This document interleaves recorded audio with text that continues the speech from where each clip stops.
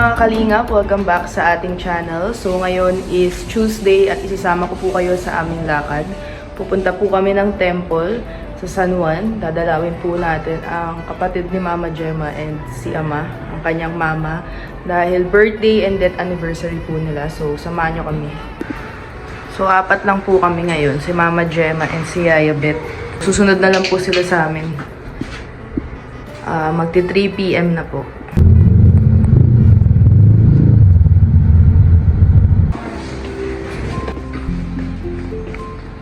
Dito na po tayo. Sa baba pa po sila Yaya Beth nag-CR. Ito mga kalingap. Ito po yung ginagawa nila Mama Gemma. Ito alay po nila. Nagsisindi na po kami. Sisindi na po kami. Hindi yata aabot sila kuya, no? Hindi na. Tapos Okay. magsusunod na tayo. May gagawin na ba sila? Oo, sunod kami Fiona ngayon. 30 na eh. 3:30. Ano masasabi mo? Saan? Dito sa temple. Very solid na yun eh. Simula nung pagsama ko sa'yo dito sa temple, nung first time mo dito, anong feeling? Siyempre parang kakaiba. First time ko makapasok sa Temple. Chinese temple. So, Pero nasanay ka na, nakailang beses ka na, no? hindi ko alam yung mga meaning, ba't nagaganon, ba't kailangan ng Ginagawa So, namin. tapos nagsusunog pa ng pera. Akala ko pera talaga, yung pala papel lang. Oo. Dito kasi po sa amin sa Chinese, may sinusunog sila Mama Gemma na pera. Pero ano lang siya, gold po na mga papel. Kumbaga, kasabayan nila na ayun daw po ang pera ng mga namatay nilang kamag-anak doon. So, titiklopin po kasi yun, pero natiklop na ng mga pinsan ko, kaya isusunog na lang po natin. Ibang-iba na po ang itsura ng temple. Dati po, wala pa pong mga ganyan, no? Yung mga nakaharang po sa gilid. Pero ano din po yan, lagayan din po ng mga ash. Yung temple na din eh. Oo, madami Dati nga dito. wala pang ganyan. Nung una kong punta, nung una kong sama guys, wala pang. Oo nga. Ang dami ng pagbabago. Actually, may isa pang temple. Hindi ko sure kung natatandaan mo yun. Napunta na natin yung dati. Kadikit lang din nito. Dito Yung nandoon, yung maganda din. sa kanila din ba? Kanila yun, kadoktong lang. May malaking Buddha. Pero kasi wala kasing mga ano dun. Ash. Para saan ba? Ito kasi, may mga ash. Nandito yung mga ano. Mga patay. Ito school to guys. Ewan ko kung parang hindi na siya school, parang hindi na siya ginagamit eh. Dati po mga kalingap, buo pa kami. Nung buhay pa po yung tito ko at saka yung lola namin. Pag pumupunta po kami dito sa temple, buo kaming family. Ang dami namin magpipinsan kasi 6 pong magkakapatid sila Mama Gemma. So nakakamiss lang pag naiisip po namin yun. Kaso lang ngayon, hiwa-hiwalay na. Hindi na namin masyado nakikita iba naming pinsan. And yung iba nasa Taiwan nga po. So, hindi na gaya ng dati. Sa Chinese temple, ay Chinese cemetery, di ba nakasama ka na din? Ano ang tingin mong pagkakaiba doon sa mga Doon parang Filipino cemetery sa Chinese cemetery? Sa Filipino kasi, doon yung lolo ko sa North Manila North Cemetery. Sa Makati? So yung doon, medyo masikip, parang talagang dikit-dikit yung Tabi-tabi. Yung sa Chinese parang isang subdivision. May mga lupa-lupa kasi sila. Oo, ang lalaki, parang subdivision, may poste ng ilaw. Parang talagang subdivision siya guys. Oo, may mga ano May sila kanya-kanyang guys. bakod. Kailangan mong bumili ng lupa dun. Para wala kang nakita sa mga gilid-gilid, di ba? Oo. Yung dikit-dikit, wala akong nakita. Talagang parang tag-isang lote sila dun. Oo. Hiwa-hiwalay. May ganong cemetery. Oo, kaso... Ano bang tawag doon? Sa ano ata? Forbes Park ba yun? Forbes. Ano nga yun? Ano nga yun? May tawag doon eh. Hindi ko alam eh. Basta Yung may kala mga Dolphy ganun. Oo, na may mga cemetery. Ganun sa Chinese cemetery, ganun. Yung mga guys. ganung malalawak. Tapos yung iba talagang building na nga, may floor pa eh, no? Pero pag yung sa typical na Pilipino na... Pero hindi ka naman natatakot or na wiwirdohan kasi ibang-iba yung Medyo. ginagawa namin sa inyo eh. Medyo, hanggang ngayon,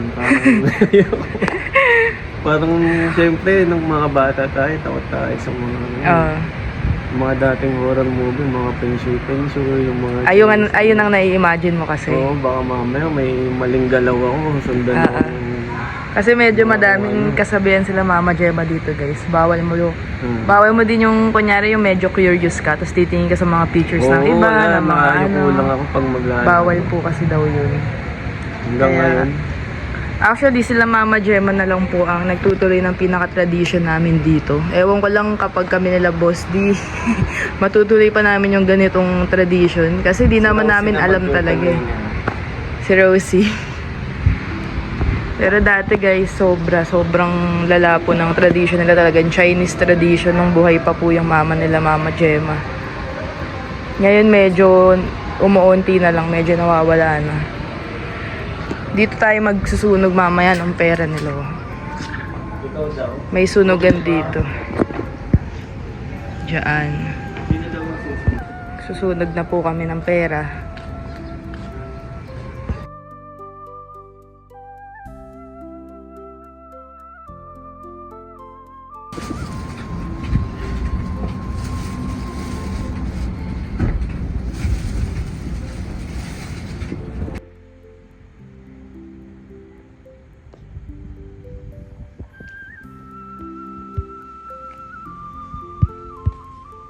Aalis na po tayo at magsisindi tayo ulit bago po umalis.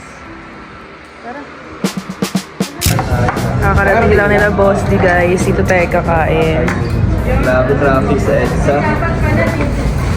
Nagre-reklamo sila guys, natatapon daw yung toyo. Di ba ginanon ninyo? In-explain ko pa, dapat kasi ganito. Natatapon. Ay, nagkalat na kayo. Ito mga tissue. Lahat po kami na big ano. Walang tama. Hindi marunong gumamit. Si Rosie, oh. Baka kailang tanggalin yung takip. Ay, tatapon talaga.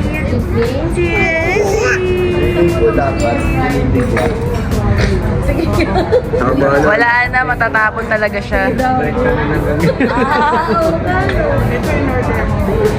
Halatang hindi tayo. Kain po. Oh, chicken. Makain na si Rosie, oh.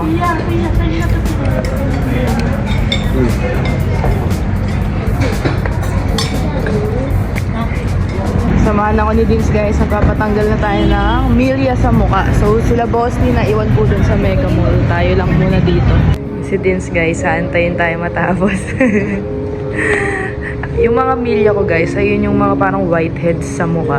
Kaya hindi nyo po nahahalata, pero ang dami na niya. Hindi ko sure eh, mga 1 to 2 hours yata, ganun. Masakit kasi yun guys, yung milya removal. Parang kinukuryente yung mga milya-milya natin. So, magsusugat ng bongga ang ating face. Ito ang ating before guys. Ito ang before. Ito, at yung mga nakikita nyo po parang white na bilog. Ayan siya. So, mamaya makikita nyo po, puro sugat na ang mukha natin. And mga 1 week bago mag-heal yun. So, matagal-tagal. So, pag nag-divisoria kami, mag-face mask na lang po tayo. Dami na kasi guys. Dati nang nasa diet kami, may pinapagawan po ako doon ng milya. Kaya, okay lang. Kasi dito sa Manila, mahirap paghanap kasi sobrang mahal po nun. So, ito yung pinakamura nating nakita kasi nga may promo sila. So, antayin nyo po mamaya kung ano ang itsura natin. Tapos na tayo mag-facial guys. So, milya naman. Behind the scenes. Hindi tayo binlag ni Vince guys. So, ito po nilagyan tayo ng anesthesia. Kasi parang susunugin or laser or parang kukuryentehin po yung mga milya natin para hindi daw natin masyadong ma-feel. Sino mag-milya sa ate rin? Hindi daw. May taga-milya daw sila. Saan susunod yung ata? Tapos na kami guys. Tignan yung mukha ko guys. Hindi masyado malala ngayon. Pero nagdudugo pa to. At nawawala po kami. Kanina pa po kami dito nag-aantay sa labas. Mga 20 minutes na. Sila Boss, di pagbaba namin wala na po sila. Si Tiona. Si Vince. Ang problema pa guys, itong cellphone na hawak ko is walang SIM card. Sira po ang SIM card nito. So, yung dalawang phone namin ni Vince na may data, low bat. May 7-Eleven po doon, pero wala siyang chargean. So, nakaikot na kami doon. Nakaikot na rin po kami doon at di namin sila makita. Sabi ni Tio na kinuha lang daw yung sasakyan. Kaso mag-iisang oras na wala pa din sila. So wala kaming makontakan. Nakiusap na kasi din sa isang guys rider kung pwedeng maki-hotspot, kaso ayaw. Kasi kailangan namin ng wifi. Wifi lang gumagana tong cellphone na hawak ko ngayon. Ayaw po kaming ipa-connect. So ngayon, kanina pa kami nag-aantay dito. Sarado na yung mall oh. Mag-11 na po ng gabi. Hindi namin alam kung iniwan ba kami nila Boss D or kumain sila or ano. Wala kaming mahanap. Ay, kailangan namin ng wifi kaso wala pong gustong magpaano kasi wala kaming iniisip namin guys, maki-hotspot na lang kasi wifi lang gagana to, wala ding signal, wala kasing SIM card slot to, sira na. Nakabahan na si Tio na guys oh. Ang sabi daw sa kanya, kukunin lang daw yung sasakyan. Feeling namin kumain po sila dahil imposible kaming iwan, lalo at nasa amin si Fiona. Lowbat na po ang mga cellphone namin. Ba't magawa na kasi yung phone mo Ang mahal nga sana bumili na tayong bago. Nakatatlong pagawa na ako sa cellphone na to kasi guys. Ito yung iPhone 12 Pro Max na nasira. Yung likod, sa mga nakakita po ng My Day ko no, na nasira, yung nabasag yung likod. Simula nang pinaayos ko po siya. Di na gumana yung SIM card.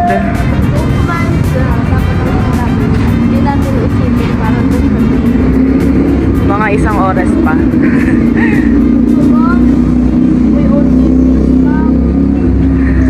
Ay, nako. Ano na lang tayo dun, oh. Maghanap tayo ng hotspotan dun. Baka kasi dito, mapuntahan tayo dito. Hindi kami kasi pwede umalis dito. Baka po balikan kami. Tas dun po kasi yung clinic ko. Nauna kasi matapos sa akin si Jenny. Nakita na namin yung sasakyan guys. Ayun oh, may tao sa loob. Diyos ko, nandito lang pala sila. ang liwanag ng mata ko. Mas nakita ko yung light. Uy, ang tagal na namin dun. Wala kaming phone, lowbat kami lahat. Ito yung walang SIM card. Hindi ka daw sumasagot. Buti mali na yung mata ko. Buti ni Tiona.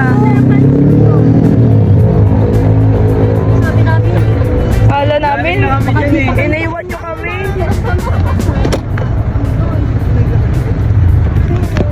Ang tagal na namin dun, 20 minutes higit na nga. akala namin di pa tayo wala nagre-red light. Wala, lowbat kami. Oh my gosh, nandito lang pala sila guys. Nagtataka na kami. Galing na kami dun Baka kumain. Sana pala tinuloy-tuloy Sabi namin kumain yata sila. Kaya kumain at malipas oras nga lang kami sa department store. Nakauwi na kami guys. Magti-12 na po. Ito ang itsura ng mukha natin. So nagustuhan ko po yung gawa sa atin ngayon kasi hindi siya malalaki na sugat. Madiliit lang siya oh. Hindi po sa mga kagaya ng mga napamilya ko na. Pangatlo or pang-apat ko na po yata nagpamilya. And so far ito po ang pinakamalinis na gawa. Yung iba kasi sobrang dami ko pong sugat tas ang lalaki niya. Ito malinis ang gawa. In-update ko lang kayo guys bago natin tapusin itong vlog.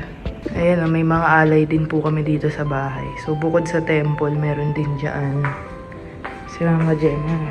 Silipin natin. Si Mama Gemma guys.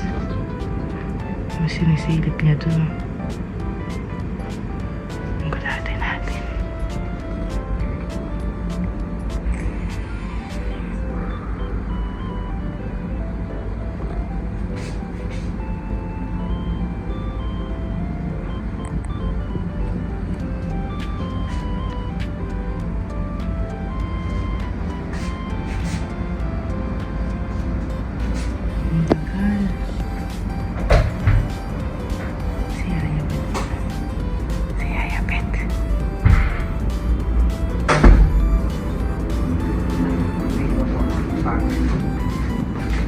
Hey!